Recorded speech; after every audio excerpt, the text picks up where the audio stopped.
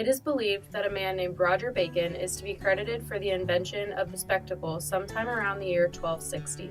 Although there is still much debate on who is to be credited for the invention, many people are thankful to be seeing a clearer world every day because of it. I was 10 years old and in the car on my way to get my very first eye examination.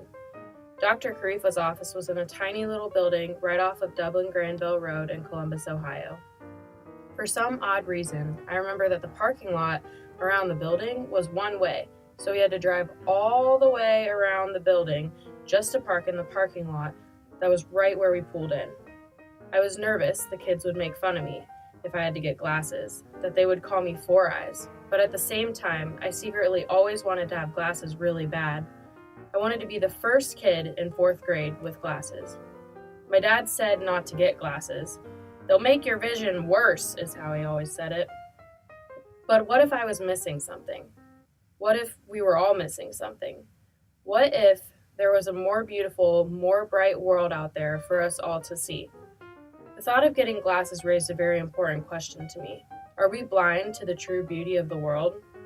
Next thing I know, I'm sitting in the waiting room looking at ginormous photos of Angelina Jolie and Justin Timberlake wearing their own glasses. Okay, maybe they weren't their glasses, but it made me feel better in a small way. "Miss Nicole," said my doctor's assistant, Mary. I slowly scooted out of the big squishy chair that inhibited my feet from touching the ground. Once my feet hit the floor, Mary walked me down a dark hall, back to a room that seemed to be at least a mile away. From the doorway, I noticed the only things in the room were a tiny little desk against the wall and this monster-looking chair with what seemed to be like a million robotic arms. One of those arms had about 30 eyeballs looking right back at me. And then, Mary asked me to sit in that big chair. I hesitantly walked across the room to the big monster-looking chair and slowly slid my butt up into the seat. And then, Mary walked away. She left me alone in the room with the scary monster chair that my butt was currently sitting in. Finally, Dr. Karifa walked in and took a seat in his little chair that could roll all around the room. He scooted up next to me and commented on how big I had gotten. I think to myself, have I even done this before? How does he know me? Next thing I know, he's swinging one of those ginormous robotic arms at my face, and out of concern, I say, "Wait." He stops moving the arm. "Is everything okay, Miss Nicole? Can you tell me what those eyes on that arm are and what you're going to do with them before you do anything?" I said. "Oh, sure thing, Miss Nicole," he said with a smirk on his face. For some reason, he always called me Miss Nicole. I never understood why. My mom and dad just named me Nicole. I've never heard them say Miss before. Dr. Karifa explained to me that the big robotic-looking arm was just an innocent tool called an optical lens set that would be used to check my vision. He said that the eyes on it were just lenses that he would use to see what prescription would best correct my vision. You know, Miss Nicole, the lens set did not used to look like this. They used to be individual lenses placed in a big wooden box.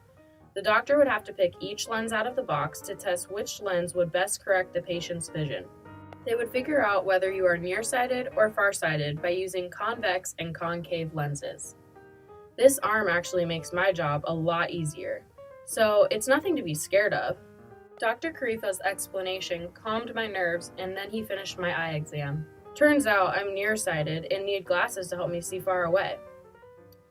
Dr. Karifa helped me out of the big chair and walked me down the hall to pick out which glasses I liked best. Once I made my decision, they told me it'd be about a week and then I could come back and get my new glasses. The next week passed very slowly, but I finally got to go back to Dr. Karifa's office in Columbus. Mary was there to greet me at the door and took me straight back to the fitting room to make sure I liked the way they looked and to make sure they fit my face right. I put the glasses on, and just then was when I realized all the beautiful things I had missed out on seeing in life. Was it my vision that kept me from seeing the beautiful things, or was I just metaphorically blind and couldn't see the beautiful world right in front of me? As I continued with my day after leaving the doctor's office, I couldn't help but to appreciate the world right in front of me and to hold it dear to my heart. The colors, the people, Just everything seemed to be so much clearer, not just by my eyes, but by my soul. At such a young age, I had started to appreciate the things around me with a vibrant passion.